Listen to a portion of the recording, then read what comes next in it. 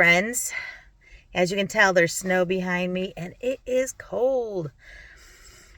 And I would prefer being somewhere nice and warm. So soon I will be in the gym to get warm.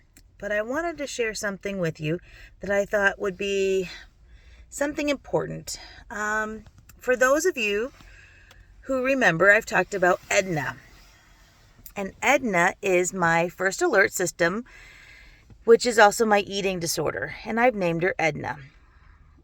There's another video about that, but I wanted to talk to you about something that happened yesterday. And this is the first time that my anxiety was triggered. I do have PTSD, and last night it was triggered pretty badly by some things, and how I had a safety plan if that was going to happen. Now, I know safety plans for other things, and I made a contract with Edna because she's my first alert system. And I thought I'd share that with you in case some of you might have an eating disorder, whether it's bulimia, anorexia, or overeating, binging. And I thought you might find this helpful. So last night it was triggered, and the first thing I do normally is I find anything and everything to eat, and I will eat it until I get sick. Now, I don't puke or any of that sorts. I feel uncomfortable, and then I sleep. Usually this is when I go and get carbs, like at McDonald's or at Wendy's or something, because carbs trigger a sleeping effect in me. And I want that carb high before I crash. But if I don't have that, then I would just find chips or chocolate or anything that I can eat that is considered a slider food. And slider foods are things that have no nutritional qualities in them. And they just go down nice and easy, like popcorn and chips and chocolates and other stuff of that sorts. I'm not saying that's horrible. It's just, it has no calories. It's empty calories, and it doesn't make you full. It doesn't make you have any energy after it, because there's no qualities in it for health purposes, other than it's just an easy thing to eat. And sometimes I need that chewing sensation to help with relaxation out of my anxiety. So then I crash and I sleep, and I don't want to work out. I don't want to do anything. I don't want to deal with people. I don't want to talk. I cannot talk. It takes a lot to communicate when I am after I've been triggered. And it takes, once I'm out of the situation and I know I'm in a safe place, it is very hard to communicate. I have a hard time using my words. I have a hard time saying what I mean, and anything other than yep or nope or okay, short words. But I can't tell you what's going on in my head. I can't communicate and have a conversation during that time, because I'm just so, the anxiety is so big inside of me. And that is usually the first to go, is my ability to communicate. So last night, I was triggered, and I stayed through the situation, and then I was safe. I was good, and I was safe through the whole thing. But Edna was screaming at me. I mean, just absolutely going nuts. And she wanted to eat the whole house. Well, that's not a possibility, because I'm healing, and the healthy me is starting to get stronger than the unhealthy me, which is my Edna. So what I did was I said, I've been good at not eating the kids' Halloween candy. And usually I tax it so that they have to learn taxes in government. And a lot of their candy is gone. So I said, okay, 5 pieces of candy. And then I measured out chips. And I said, okay, I'm going to let you go, Edna, and you can have this food. We're not going to eat the whole house. We're not going to do what we have been doing in the past. We're breaking that cycle. So I had an agreement, and I had this already in place in my mind for when this was going to happen. I can't tell when a trigger is going to happen, but I can have something in place, a safety plan, an idea of what to do when I am triggered. And so what I did was I ate those things I normally don't eat. And then someone wanted to talk to me and said, oh, we should talk. And I said, I can't talk right now. Oh, you really want to talk? No. My boundary is I can't talk right now. And if the person is a true friend, they'll say, I gotcha. We will talk later, but I'm here if you need me. Thank you for letting me know. Right now, I just need to sit. And that was over text because I physically could not really talk. It's very hard. Usually it takes a couple hours to the next day that I can actually verbalize anything of what happened. So after I ate my portioned out food, I knew how many calories it was. And I said, okay, it's more than what I want, but I'm going to let Edna have that grace and say, okay, you can, I know you really want to eat everything. So I'm going to give you something you can do because I know that you're triggered. And this is, again, me talking to myself about acknowledging the trauma in my past and dealing with it in a different way. I know that if I would have said, nope, you can't have any of it, we're all good, done, and that sorts, Edna would have eaten the whole house. So then, after being, compliant with Edna and talking it through, we did talk. We journaled. We communicated through writing, taking deep breaths, and then this morning, I'm just exhausted. I didn't get much sleep because my brain was trying to cope with the trauma. Today, I would rather go back to sleep and stay in bed all day long because that's my cycle. No. Now we're going to go see Jim. And Jim is going to give me good endorphins.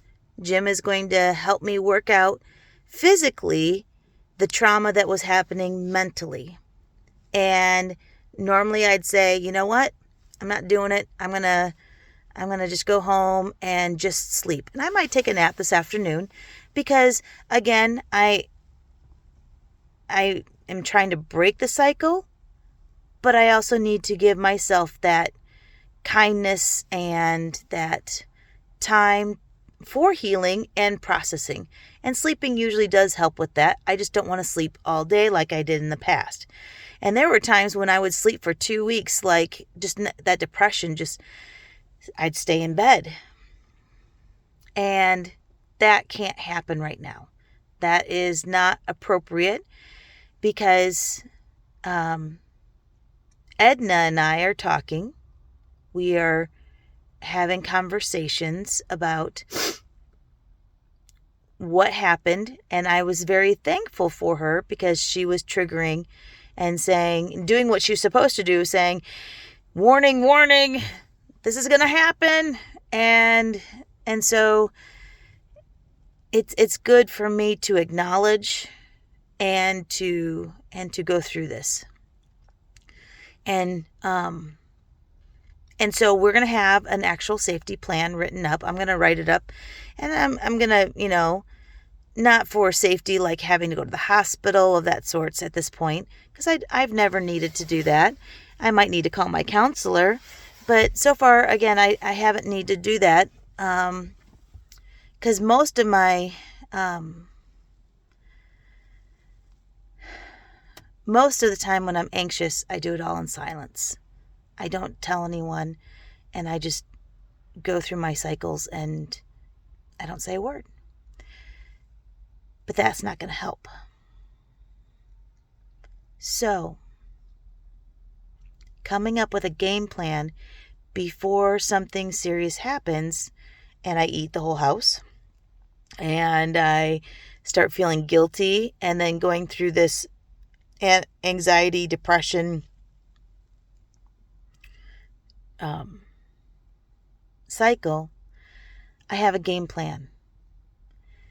And saying, okay, I understand, I acknowledge my own feelings. I acknowledge what is going on. That's first for me.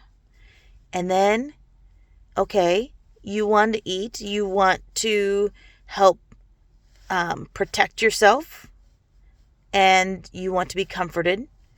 So here are options, and I will have a list of options like maybe a jerky and cheese, maybe some kind of salad that has cranberries in it that I like, or have things around that I can do that would still be healthier choice than eating everything, and still make sure I weigh out the foods, I portion everything out so then it is not that it's appropriate amount. Then, if I need to nap, that's okay. Put on some good music and just fall asleep until and have an alarm set for no more than an hour and a half. Then get up and move. Or if it's at nighttime, sleep all night if you can, and then get up and move. Trauma is real. Life is hard. But having a plan and working the plan will help my healthy self get through that trauma. And then tomorrow when I see my counselor, we're going to have a talk about this. Because life is hard. But there's tools. And I don't know what she's going to say about my safety plan, but that's okay. It's all good. For me, it worked. It worked last night, and now I'm here this morning to see Jim and get to work and get some good endorphins, because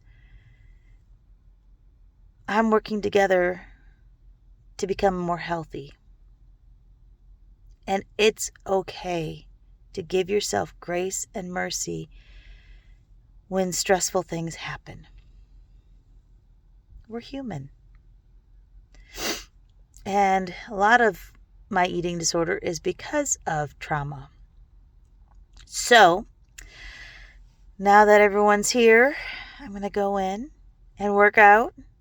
Have some fun, dance to some music, and then go home, and I'm going to have a plan so that when I work and I'm at home, I don't try to eat the whole house. I'm going to try to get some things done and have an idea of what my day should look like. And coming here to Anytime Fitness in Nevada is going to be the first step for a successful day, because I always feel better when I get on that treadmill and do some weights and such. And it's good to see friends. It's good to see my gym family. And so I hope this has helped. I hope if you have an eating disorder, you get help. And I'm here to answer questions, or just message me. I probably won't tell you my details because they're kind of personal, but I will help give suggestions of what you can do. And I'm not licensed therapist or anything of that sorts. So it's just a friend talking to a friend. And I'm thankful that you're on this journey with me. I'm thankful for your support and encouragement. It really does help.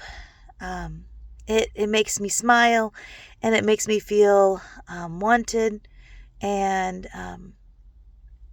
it really, when I see your comments and such, it gives me great thoughts when the days are hard. And I have hard days. And then I have easy days. Today is going to be a tougher day, but you know what? There's a game plan. And I have that plan. I just need to follow through. And then once I follow through, I'm going to see that I went through a tough day. And then there's going to be more successful days. So if you need any suggestions, if you need any help, I'm here. And I appreciate you. So I got to get in there before I freeze. Have a great day, friend. Thanks for listening. It meant a lot. Hopefully it helped. Bye.